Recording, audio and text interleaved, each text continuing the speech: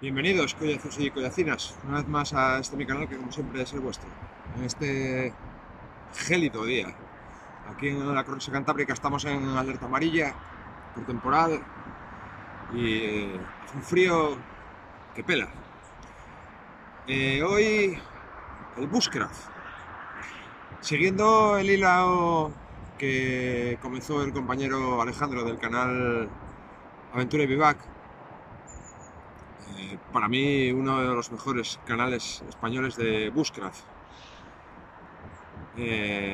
Acerca de los conceptos y las cuestiones que rodean esta actividad y que la definen en mayor o menor medida, pues me parecía interesante aportar mi granito de arena con su permiso de Jandrín.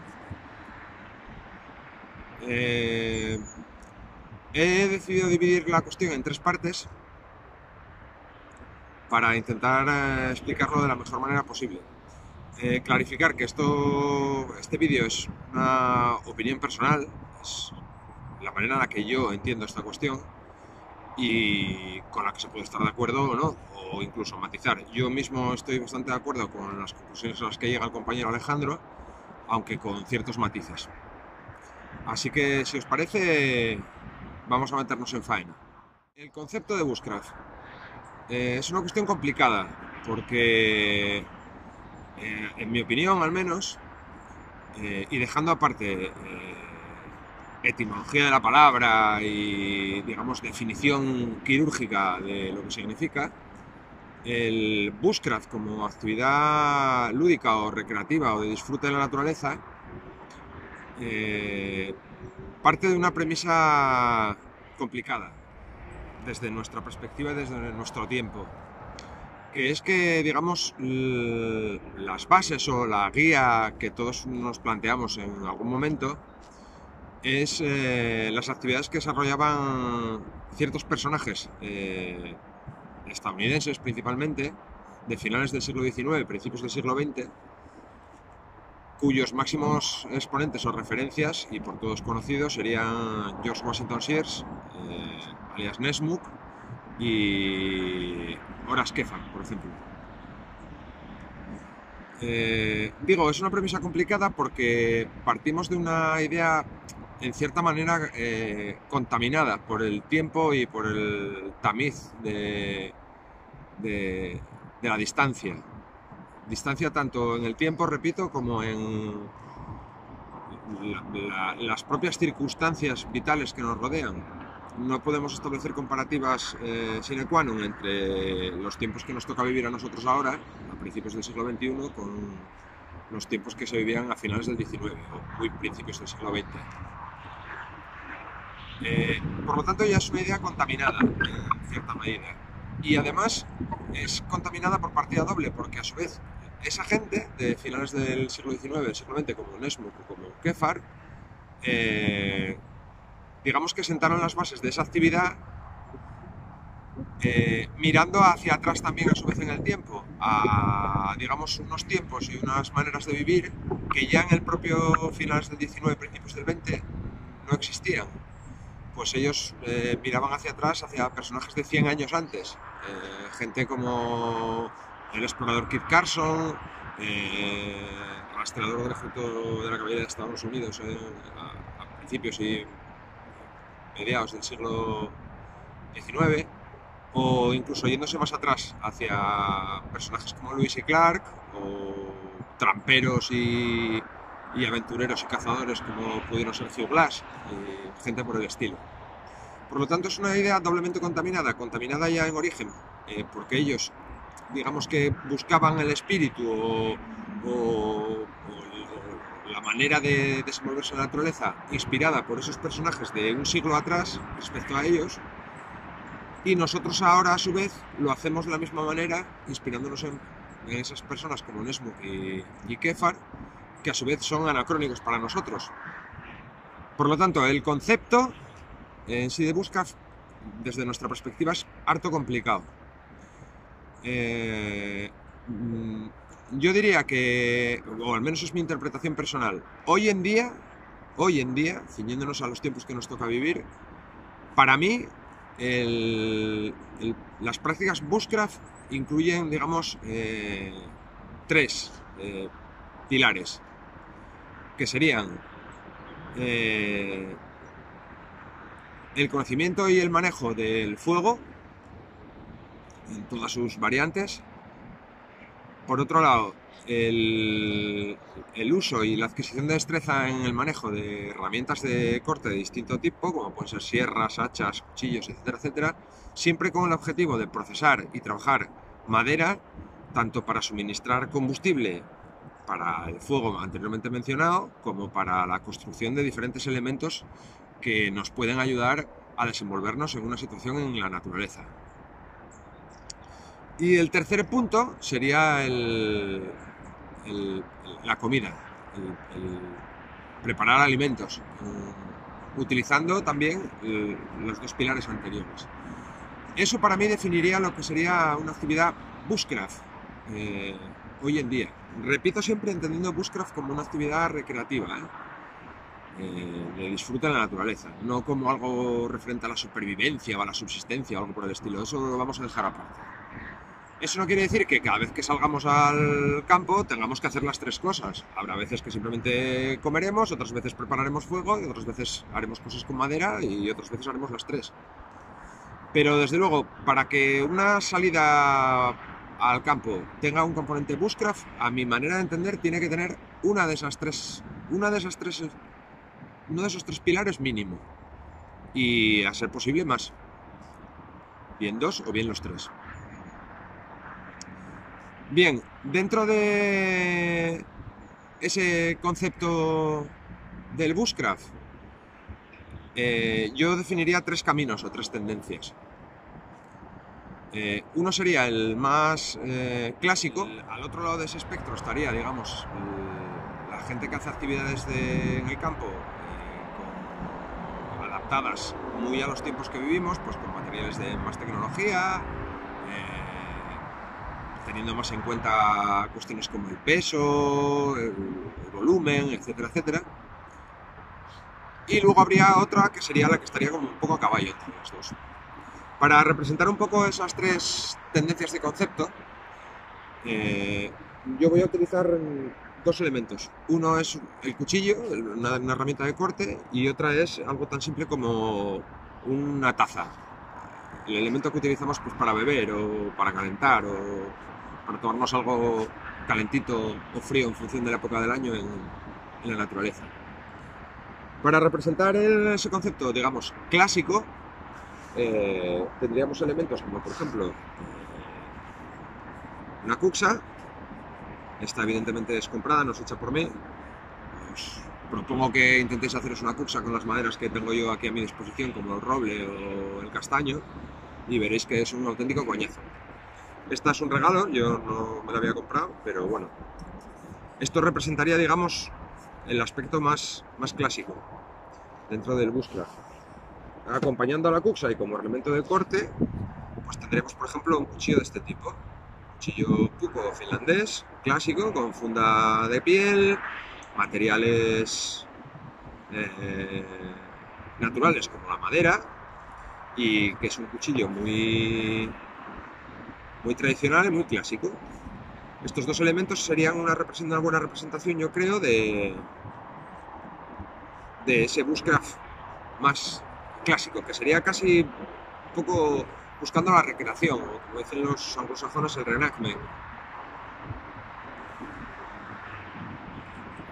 Por otro lado, en el otro punto del arco estarían los materiales de mayor tecnología, más modernos, más adaptados a los tiempos que nos toca vivir, como podría ser una taza o un pote de titanio,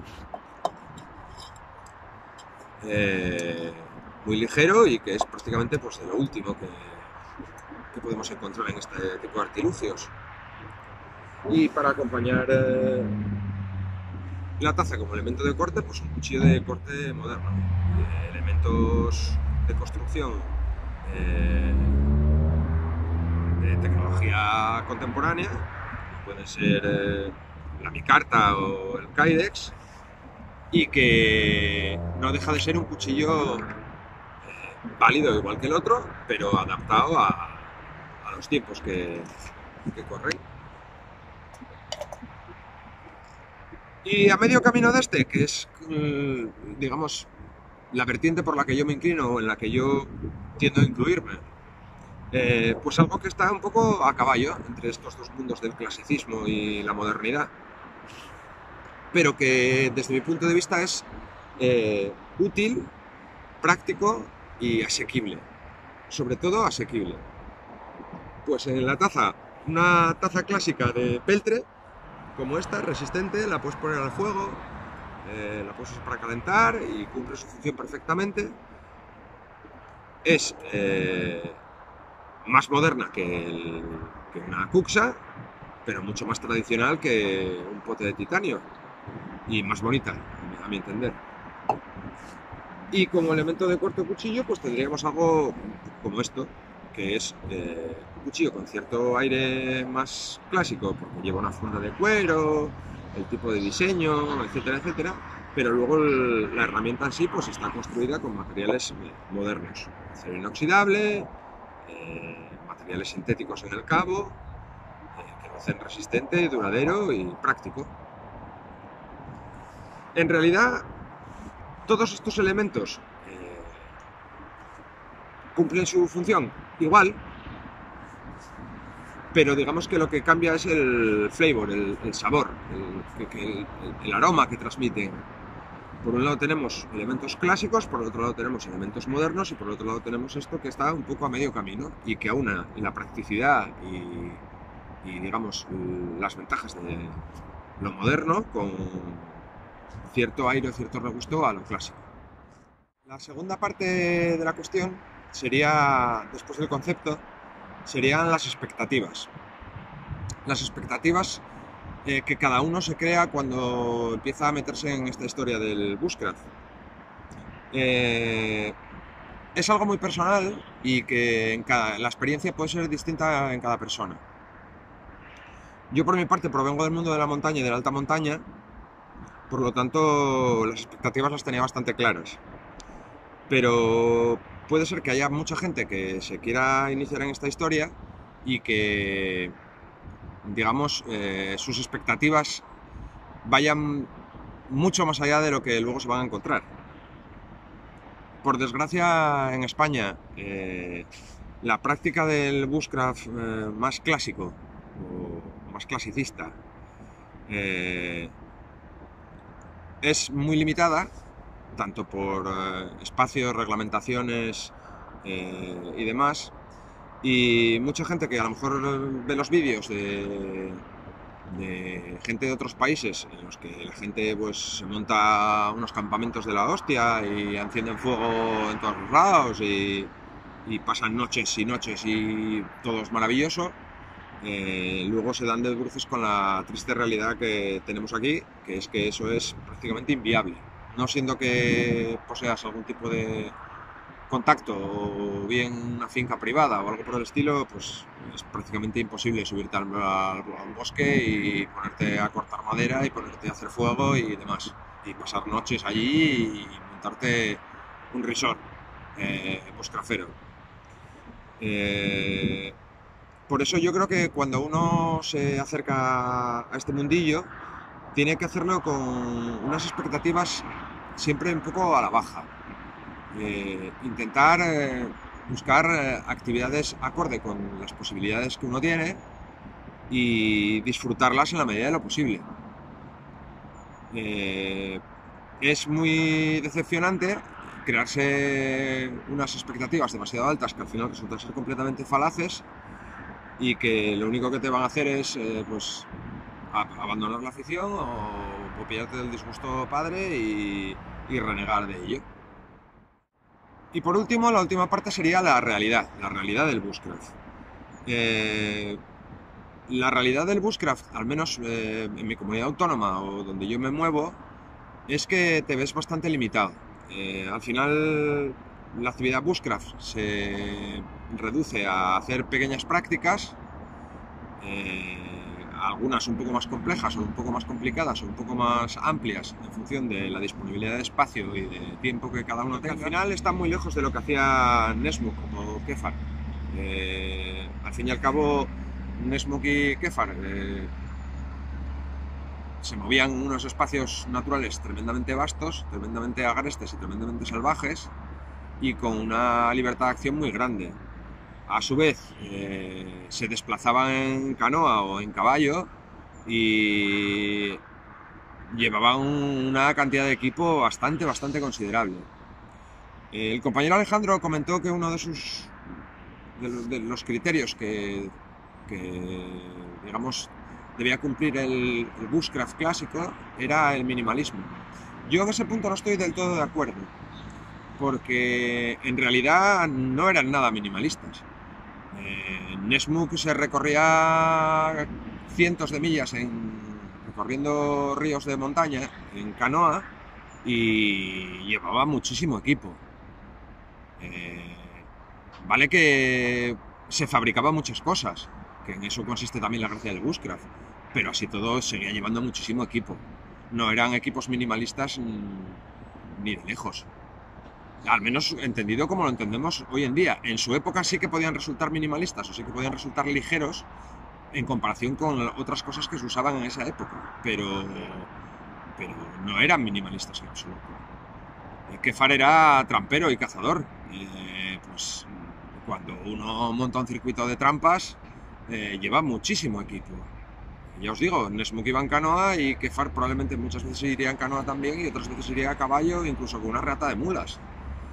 Entonces, en lo del minimalismo es algo que yo en ese aspecto no estoy de acuerdo, digamos, al 100%. Sí que estoy de acuerdo en que para su época llevaban equipo reducido, pero no es extrapolable al minimalismo que podríamos aplicar hoy en día. Repito, la realidad para mí es que el espíritu de ese bushcraft que practicaban esa gente del finales del 19, principios del 20, hoy en día yo lo buscaría en unas actividades que no son tan bushcraft, pero que sí que guardan más ese espíritu, como podrían ser los trekkings de largo recorrido o hacerte un GR o cosas por el estilo, en lo cual no vas a llevar sierras, ni hachas, ni nada por el estilo, tampoco vas a andar encendiendo fuego, pero sí que guardan ese espíritu de aventura, recorrer distancias, descubrimiento, ese tipo de cosas. Yo, por ejemplo, que vengo del mundo de la montaña, encuentro mucho más ese espíritu cuando subo a dormir a la montaña, una noche o un par de noches, y encuentro un valle o un collado que no conocía o que a lo mejor conocía solo de pasada, y me quedo ahí un par de días y descubro un montón de cosas que me dejan boquiabierto.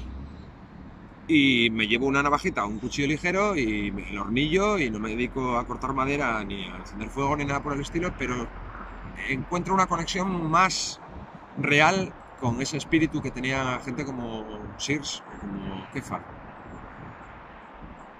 Y poco más. Espero que con este ejemplo os haya quedado claro lo que yo opino o lo que yo entiendo acerca del bushcraft. Y repito, entendiendo siempre el bushcraft como actividad lúdica y recreativa en la naturaleza, no como una actividad de supervivencia o nada por el estilo. Y haber podido aportar un poco de luz, al menos respecto a mi posición en este tema. Me parece una idea muy interesante la que ha propuesto el compañero Jandrín de Aventura y Vivac, y estaría bien que más gente que tenéis canales pues diréis vuestra opinión. Como última reflexión general, yo a título privado y personal,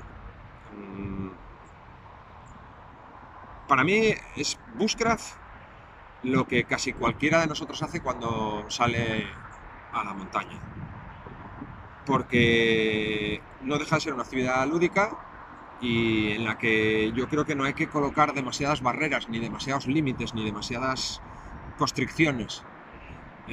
A veces ese espíritu o ese disfrute lo encuentras saliéndote a tomar un café a una área recreativa cerca de tu casa, tanto más que cuando te haces una ruta de 5 días por el Pirineo. Ambas cosas son hermosas, son válidas y son respetables. Y no hay que menospreciar a nadie, ni hay que minimizar la valía de nadie por dónde lleva a cabo su actividad o con qué elementos de equipo. Y nada más. Espero que más gente se sume a esta iniciativa de Alejandro y un abrazo muy fuerte a todos y todas, cuidaos mucho y nos vemos en próximos vídeos.